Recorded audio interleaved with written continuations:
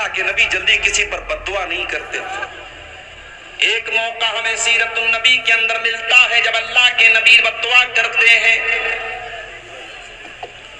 کچھ قبیلے کے لوگ آتے ہیں اور دھوکے سے فراڈ کر کے، دھوکہ کر کے، فریب کر کے وہ اللہ کے نبی کے 70 ایسے صحابہ جو قرآن کے حافظ تھے، قرآن کے قاری تھے، ان 70 صحابہ کو اپنے ساتھ لے کر کے جاتے ہیں اور راستے میں غداری کر کے، فراڈ کر کے ان 70 صحابہ کو شہید کر ڈالتے ہیں، قتل کر ڈالتے ہیں۔ اللہ کے پیارے نبی کو اتنی تکلیف ہوتی ہے، ایک مہینہ کنٹینیو آپ نماز میں قنوت نازلہ پڑھتے ہیں۔ ہر نماز کی آخری رکعت میں رکوع کے بعد کھڑے ہو کر کے آپ قنوت نازلہ پڑھتے ہیں، اور قنوت نازلہ میں آپ ان کافروں کا نام لے کر کے، ان کے قبیلوں کا نام لے کر کے بد دعا کرتے ہیں۔ وہ لوگوں تمہاری نظر میں قرآن کے حافظ کی اہمیت ہو یا نہ ہو، میرے نبی کی نظر میں قرآن کے حافظ کی اور قرآن کے عالم کی اور قرآن کے قاری کی اہمیت دیکھو کہ قرآن کے قاریوں کے قتل پر اللہ کے نبی کو اتنا غصہ آیا، آپ ایک مہینے تک قنوت نازلہ میں ان کے قاتلوں پر بد دعا کرتے رہے۔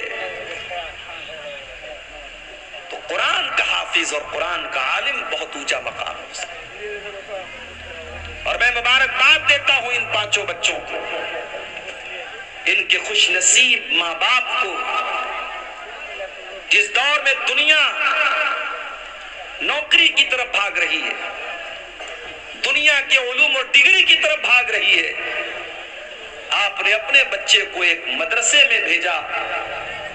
اور میں یہ بھی جانتا ہوں سیمانچل کے اکثر مدرسے جاگیر سے چلتے ہیں، یہ بچے اپنے گھر کے عزت دار گھر کے بچے ہیں، لیکن جاگیر کی شکل میں یہ کسی کے دروازے پر جا کر کے ٹفن لے کر کے کھانا لاتے ہیں، اپنی عزت نفس کو بار بار کچلتے ہیں، صرف اس لیے کہ یہ قرآن پڑھنے آئے ہیں، ان کا مقصد قرآن سیکھنا ہے، قرآن یاد کرنا ہے۔ اور آج اللہ کے فضل و کرم سے ان کے ہاتھ پر مولانا توحید صاحب نے، میں نے اور دوسرے لوگوں نے دستار باندھی ہے، جو اس بات کی پہچان ہے کہ آج کے بعد سماج میں یہ حافظ جی کے نام سے یاد کیے جائیں گے، یہ حافظ قرآن کے نام سے یاد کیے جائیں گے۔ میں اپنے ان بچوں سے ایک بات کہنا چاہتا ہوں، اسی سماج میں ہم نے ایسے بھی بچوں کو دیکھا ہے جو قرآن کے حافظ تو بن گئے، لیکن کچھ دنوں کے بعد غلط سنگت میں پڑ گئے، غلط راستے پہ چلے گئے، قرآن جتنا یاد تھا وہ بھلا بھی دیا، اور ان کے کیریکٹر اور ان کے کردار سے کہیں سے بھی یہ پرتیت نہیں ہوتا، یہ نہیں جھلکتا، یہ نظر نہیں آتا کہ قرآن کے حافظ ہیں۔ اے مدرسہ دار القرآن سے حفظ کرنے والے میرے پیارے بچوں، تم سماج میں جب اپنے نام کے ساتھ حافظ کا ٹائٹل لے کر کے جا رہے ہو، اس ٹائٹل کی حفاظت کرنا۔ دنیا تمہاری حرکتوں کو دیکھنے کے بعد جسٹیفائی کرے گی، طے کرے گی کہ حافظ لوگ کیسے ہوتے ہیں۔ مارکیٹ سے تم گزرو گے، تمہارے سامنے بہت سارے غلط مناظر بھی آئیں گے، گندی چیزیں بھی تمہارے سامنے آفر کی جائیں گی، دیکھنے کو تمہیں اکسایا جائے گا، تمہیں آکرشت کیا جائے گا، لیکن تمہارے سینے میں اللہ کا قرآن ہے، اس قرآن کی قدر کرتے رہنا، اور ان نامناسب چیزوں سے، ان گندی چیزوں سے، ان ولگر چیزوں سے ہمیشہ اپنے آپ کو بچا کے رکھنا، اور اس قرآن کی حفاظت کرتے رہنا میرے بچوں۔ اس لیے کہ اللہ کے پیارے نبی کیا فرماتے ہیں، تعاہدوا ھذا القرآن، اس قرآن کو اچھی طریقے سے یاد رکھو، فَإِنَّهُ أَشَدُّ تَفَلُّتًا مِّنَ الْإِبِلِ فِي عُقُلِهَا، جس طریقے سے اونٹ کو اگر کسی کھونٹے میں باندھ دیا جائے تو اونٹ جس طریقے سے بھاگنے کی کوشش کرتا ہے، قرآن کریم بھی آپ کے سینے سے نکلنے کی کوشش کرے گا، اس قرآن کو باندھ کے رکھنا، اس قرآن کو محفوظ کر کے رکھنا، قرآن کو اپنے دل سے دماغ سے نکلنے مت دینا، کو محفوظ کر کے رکھنا، قرآن کو اپنے دل سے دماغ سے نکلنے مت دینا۔ میرے عزیزوں، بات نکلی ہے قرآن کی، تو ایک بات میں آپ کو اور بتانا چاہتا ہوں۔ اللہ تعالیٰ نے دنیا میں بہت سارے نبیوں کو بھیجا، اور بہت سارے نبیوں کو اللہ تعالیٰ نے بہت ساری کتابیں بھی عطا فرمائی۔ 4 کتابوں کا نام تو ہم بہت فیمس ہے، مشہور ہے، جانتے ہیں۔ داؤد علیہ السلام کو زبور ملی تھی، موسیٰ علیہ السلام کو تورات ملی تھی، عیسیٰ علیہ السلام کو انجیل ملی تھی، ہمارے نبی کو قرآن ملا تھا، یہ تو ہم جانتے ہیں۔ بہت ساری کتابوں کا نام بھی ہمیں نہیں معلوم، لیکن یہ بات یاد رکھو، جس طریقے سے اللہ کا آخری نبی خاتم النبیین ہے، اب آپ کے بعد دنیا میں کوئی نبی آنے والا نہیں، کوئی رسول آنے والا نہیں ہے، اسی طریقے سے قرآن اللہ کی آخری کتاب ہے۔ اب قرآن کے بعد کوئی دوسری کتاب دنیا میں آنے والی نہیں ہے۔ قرآن نے پچھلی تمام کتابوں کو منسوخ کر دیا، کینسل کر دیا، اب قانون چلے گا تو قرآن کا چلے گا۔ اب اگر مانا جائے گا کسی کتاب کے قانون کو، اگر کوئی کتاب بک آف لا ہے، اگر کوئی کتاب قانون کی کتاب ہے، تو وہ قرآن مجید ہے۔ اور اسی لیے اللہ تعالیٰ نے قرآن کو اتارا تو کون سے فرشتے کے ذریعے اتارا؟ فرمایا نزل بہ الروح الامین، اس قرآن کو لے کر کے جبریل امین آئے ہیں، فرشتوں کے سردار آئے، تمام فرشتوں میں سب سے اعلیٰ، سب سے اعظم، سب سے بہترین فرشتے حضرت جبریل اس قرآن کو لائے ہیں۔ قرآن جس ہستی کے اوپر اتارا گیا، اس ہستی کے بارے میں اللہ قرآن میں کہتا ہے وَمَا أَرْسَلْنَاكَ إِلَّا رَحْمَةً لِلْعَالَمِينَ، اے نبی ہم نے آپ کو ساری کائنات کے لیے رحمت بنا کر کے بھیجا۔ قرآن کا اتارنے والا کون؟ رب العالمین۔ قرآن کو لے کر کے آنے والا فرشتہ کون؟ روح الامین۔ اور قرآن جس ہستی پر اترا، اس ہستی، وہ ہستی کون؟ رحمت للعالمین۔ قرآن جس مہینے میں نازل ہوا، وہ مہینہ بھی سارے مہینوں میں سب سے زیادہ برکت والا، شہر رمضان الذی انزل فیہ القرآن۔ قرآن کریم کون سے مہینے میں اترا؟ رمضان میں اترا۔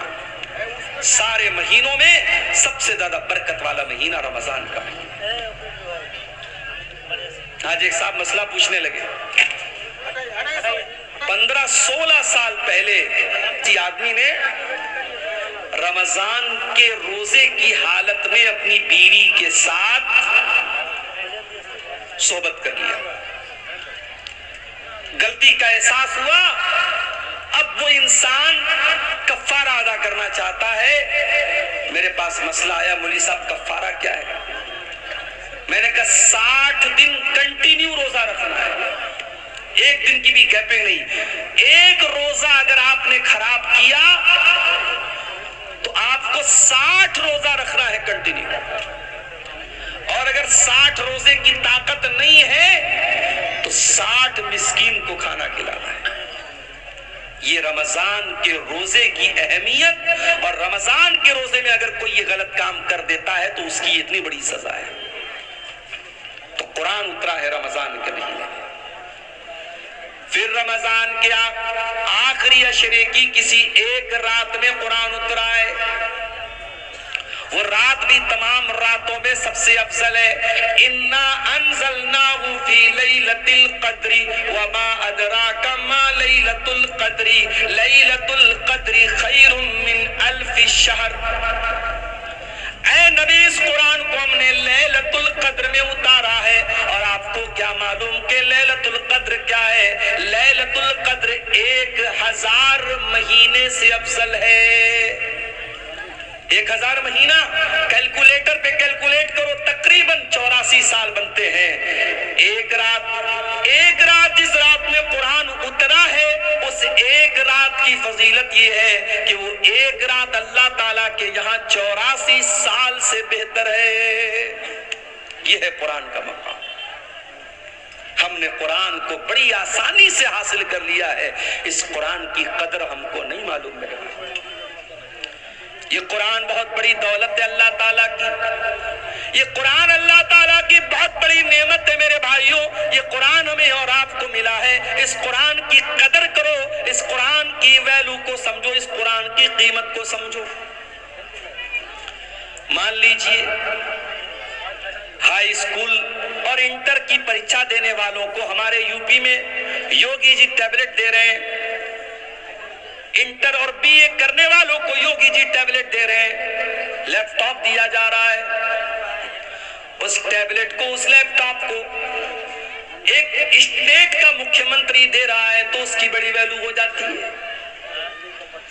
اگر آپ کے موبائل پر میسج آ جائے, دیش کے پرائم منسٹر کا میسج آ جائے, اسٹیٹ کے چیف منسٹر کا میسج آ جائے اور اس میں آپ کا نام لکھا ہو اور آپ کو مخاطب کیا گیا ہو, آپ تو باغ باغ ہو جائیں گے, اتنی بڑی ہستی کا میرے پاس میسج آیا.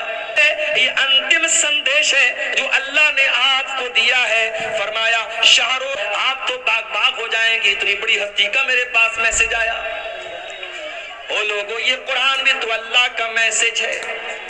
یہ قرآن اللہ تعالیٰ کا لاسٹ میسج ہے, یہ انتم سندیش ہے جو اللہ نے آپ کو دیا ہے. فرمایا شہر رمضان الذی انزل فیہ القرآن ھدی للناس وبینات من الہدی والفرقان. او لوگو, یہ قرآن رمضان کے مہینے میں اتارا گیا ہے اور یہ قرآن ساری مانوتا کے لیے گائیڈنس کا کام کرتا ہے, مارگ درشن کا کام کرتا ہے. صحیح کیا ہے, غلط کیا ہے, کھرا کیا ہے, کھوٹا کیا ہے, سچا کیا ہے, جھوٹا کیا ہے, شرک کیا ہے, توحید کیا ہے, یہ قرآن آپ کو بتائے گا. وَبَيِّنَاتٍ مِّنَ الْهُدَى وَالْفُرْقَانِ, یہ حق اور باطل کو کھول کھول کے بیان کرنے والی کتاب ہے. لاؤ دنیا کی کوئی اور کتاب, لاؤ دنیا کی کوئی اور کتاب. ڈاکٹر ذاکر نائک پڑوسی ملک کے دورے پر ہیں. ایک کرسچن نے سوال کیا, ڈاکٹر صاحب آپ نے بائبل کی فلاں آیت پڑھی ہے, آپ نے غلط طریقے سے کوٹ.